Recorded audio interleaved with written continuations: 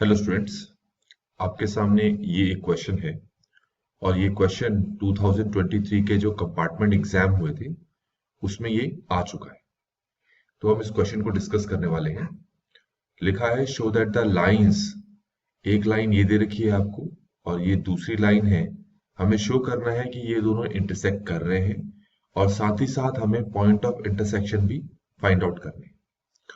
तो इसका मतलब क्या है कि कैसे शो करें कि ये दोनों एक दूसरे को इंटरसेक्ट कर रहे हैं। जैसे ये हो गई पहली लाइन और ये हो गई दूसरी लाइन। अगर ये दोनों लाइन इंटरसेक्ट कर रहे हैं तो ये पॉइंट जो है दोनों में ही कॉमन होगा। तो बस हमें यही पॉइंट ढूंढना है। तो तरीका क्या है हमारे पास? तो उसके लिए सबसे पहले ये जो इक्वेशन है, हम इस इक्वेशन से एक्स वाई जेड की वैल्यू निकालेंगे। कैसे निकालेंगे? तो x plus 1/3 equal to y plus 3/5 equal to z plus 5/7 को हम ऐसा करते हैं, किसी कांस्टेंट के इक्वल रखते हैं, वो है लैम्डा। अब अगर मैं इन दोनों को इक्वल रखूं तो मुझे x की जो वैल्यू मिल जाती है वो मिलती है 3 लैम्डा माइनस 1। इन दोनों को इक्वल रखूं तो मुझे y की वैल्यू मिल जाती है 5 लैम्डा माइनस 3। और इन दोनों को इक्वल रखने पर मुझे z की वैल्यू मिल जाती है जो कि है 7 लैम्डा माइनस 5। तो इस तरीके से आप देख सकते हैं कि हमने एक्स वाई जेड की वैल्यू निकाल दी, जिसको मैं ऐसे भी लिख सकता हूँ 3 lambda minus 1 comma 5 lambda minus 3 comma 7 lambda minus 5। अब ये जो पॉइंट है, किसी को ही मान लो, पहली लाइन ही मान लो, तो ये पॉइंट कहीं पर भी लाई कर सकता है, यहाँ लाई कर सकता है, यहाँ पर, यहाँ पर, यहाँ पर, कहीं पर भी लाई कर सकता है। मैं अभी के लिए मान लेता हूँ ये पॉइंट यहाँ लाई कर रहा है। हो गया पहला पार्ट। अब अगली चीज करेंगे हम। अब हमारे पास ये दूसरी लाइन है, इसके साथ भी ऐसे ही करेंगे। ये जो दूसरी लाइन है इसको हम म्यू के इक्वल रख लेते हैं। ये है x minus 2/1 equal to y minus 4/3 equal to z minus 6/5। इसको रख लेते हैं म्यू के इक्वल। ठीक हो गया। अब एक बार इसको इसके इक्वल रखेंगे तो x की वैल्यू मुझे कितनी मिलनी है, म्यू प्लस 2। इन दोनों को इक्वल रखें तो y की वैल्यू मुझे मिल जानी है 3 म्यू प्लस 4 और z की वैल्यू मुझे मिल जानी है 5 म्यू प्लस 6। अब ये जो पॉइंट है इसको मैं ऐसे भी लिख सकता हूँ mu plus 2 comma 3 mu plus 4 comma 5 mu plus 6। अब ये पॉइंट जो है दूसरी लाइन पर कहीं पर भी लाई कर सकता है, यहाँ पर भी, यहाँ पर भी, यहाँ पर भी, यहाँ पर भी, यहाँ पर भी, कहीं पर भी। मैं मान लेता हूँ ये यहाँ लाई कर रहा है। ठीक हो गया। मैंने मान लिया, एज्यूम कर लिया है कि दोनों पॉइंट एक दूसरे के ऊपर लाई कर रहे हैं। तो इसका मतलब अगर दोनों पॉइंट एक दूसरे के ऊपर लाई कर रहे हैं तो ये दोनों पॉइंट्स सेम ही माने जाएंगे फिर, है ना? तो अगर ये दोनों पॉइंट मैं सेम मान रहा हूं तो इसका मतलब है इस पॉइंट एक्स कोऑर्डिनेट इस पॉइंट के एक्स कोऑर्डिनेट के इक्वल होगा, ऐसे यहाँ का वाई कोऑर्डिनेट के इक्वल होगा, जेड कोऑर्डिनेट के इक्वल होगा। तो मैं ऐसा करता हूं तो 3 लैम्डा माइनस 1 को मैं म्यू प्लस 2 के इक्वल रखता हूँ, मतलब इन दोनों को मैं इक्वल रख लेता हूँ। ऐसा करने से मुझे एक इक्वेशन मिल जाएगी 3 lambda minus mu equal to 3। ये एक इक्वेशन मुझे यहाँ पर मिल गई। ऐसा ही मैं y टर्म्स को, जो y कोऑर्डिनेट है, इसका जो y वाला पार्ट है उसको इक्वल रख लेता हूँ। तो 5 lambda minus 3 equal to 3 mu plus 4। तो ये बन जाएगा 5 lambda minus 3 mu equal to 7।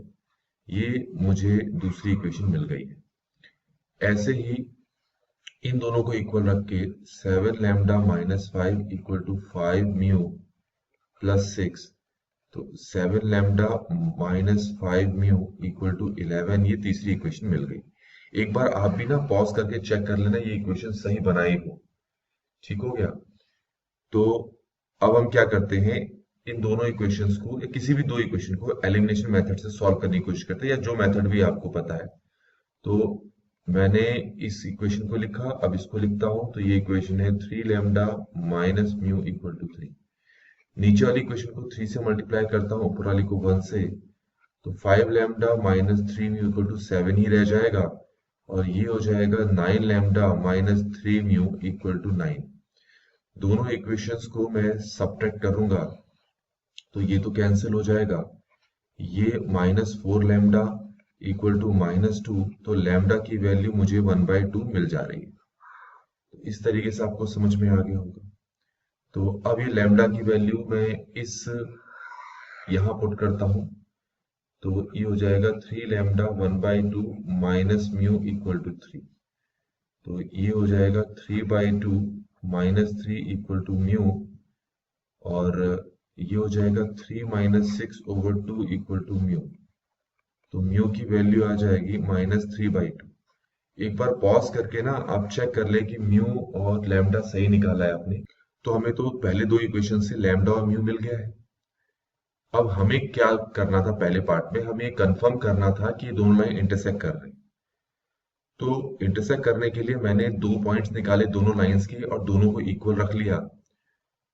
तो इक्वल रखने से तीन इक्वेशन मिल गई। पहले दो इक्वेशन से लैम्डा म्यू निकालकर आप ये तीसरी इक्वेशन में करें और चेक करें कि तीसरी इक्वेशन को ये सेटिस्फाई करता है नहीं करता है।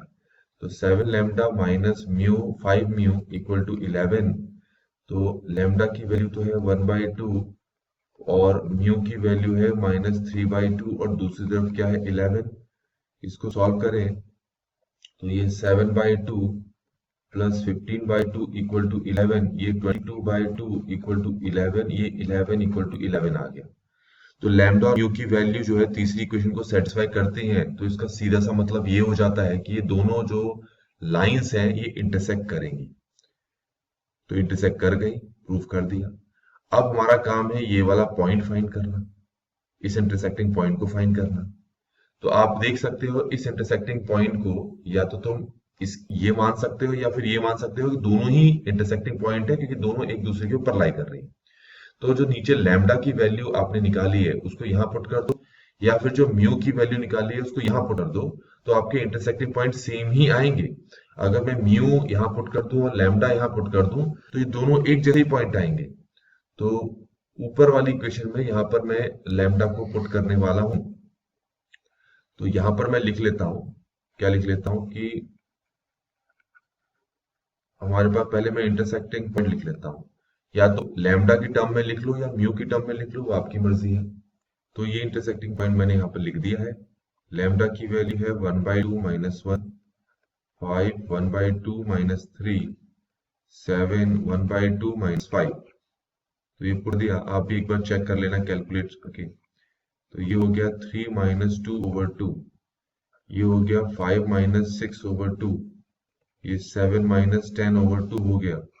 यहाँ से मुझे 1/2 मिल रही है, यहाँ से मुझे -1/2 मिल रही है और इसे मुझे -3/2 मिल रही है। अच्छा, अगर बोर्ड एग्जाम में कंफर्म करना हो कि भैया हमने सही निकाला है, कोई गलती नहीं की है, तो ये दूसरा है, इसमें ही म्यू की वैल्यू पुट करके देख लो, सेम ही आंसर आना चाहिए। तो कंफर्म करने के लिए है ये। म्यू की वैल्यू हमने -3/2 निकाली थी, यहाँ पुट करो तो ये -3/2 + 2 हो गया। यहाँ पुट करोगे तो -9/2 + 4 हो गया। यहाँ पुट करोगे -15/2 + 6 हो गई। अब चेक करते हैं सेम आंसर आ रहा है नहीं आ रहा। यहाँ से तो 1/2 आ रहा है, यहाँ से -1/2 आ रहा है और यहाँ से -3/2 आ रहा है। इसका मतलब हमने सही किया है और हमारे इंटरसेक्टिंग पॉइंट्स भी यहाँ पर आ गए। तो आई होप कि आपको बच्चों ये वाला जो सोल्यूशन है समझ में आया होगा।